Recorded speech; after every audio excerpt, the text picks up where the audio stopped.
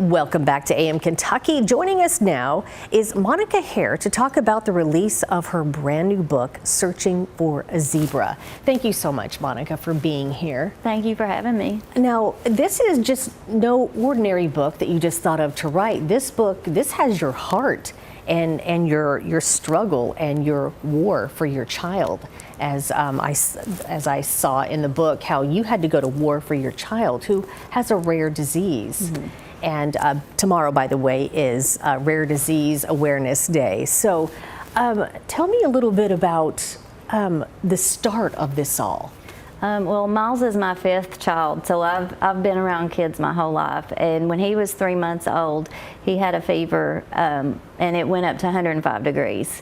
And I knew that wasn't normal, but he kept having fevers, and it was in a pattern. It would be every 3 weeks, and we could look on a calendar and say he's going to have a fever this day.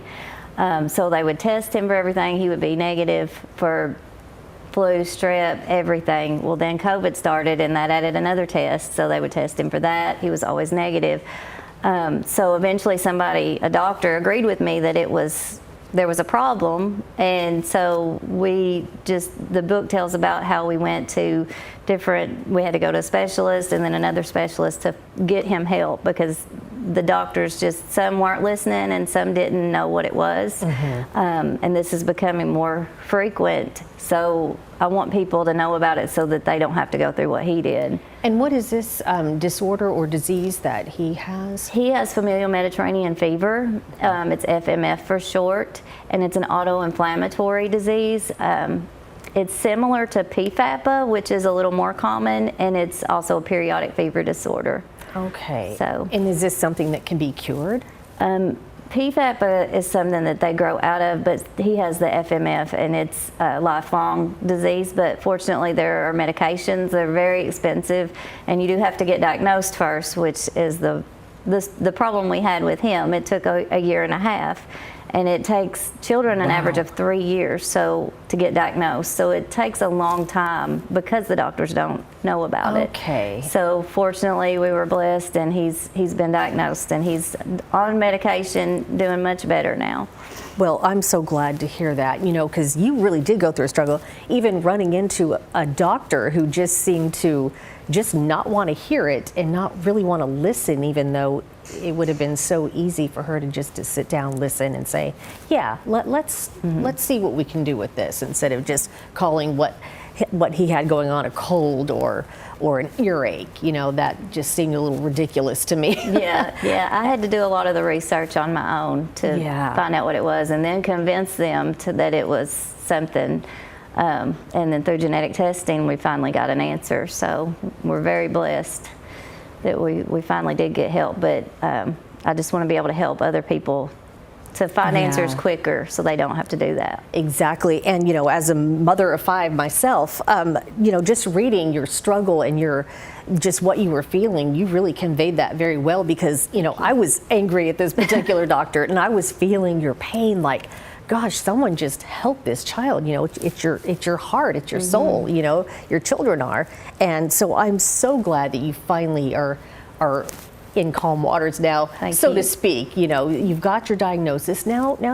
You're getting help for him. Mm-hmm. And is this something that he will have to deal with the rest of his life? Yes, he'll have to be medicated, and we just recently went up on his dose. His medication he gets, it's an injection, and it costs $18,000. So if the insurance ever denied it, he wouldn't have medication. So that's something I've always got to think about, and I hope if anybody can, they donate to the research, and the FMF and AID organization. They help a lot with finding other things that people can use to treat, because there's a lot of people who can't get the medication. Yeah, and right. As he grows, it can change, and so we'll just have to stay on top of that, and he'll just always have to deal with it.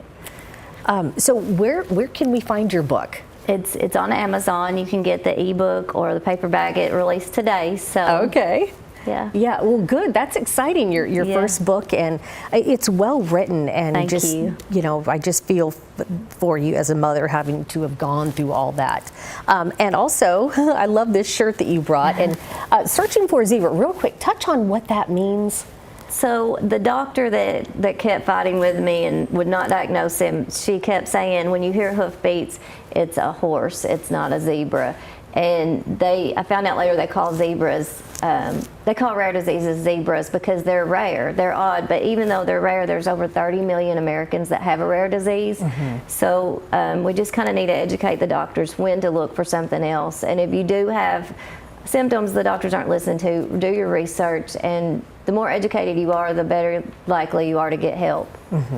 All right. Monica, thank you so much for being here today. Thank you for having and me. And again, her book is available today on Amazon.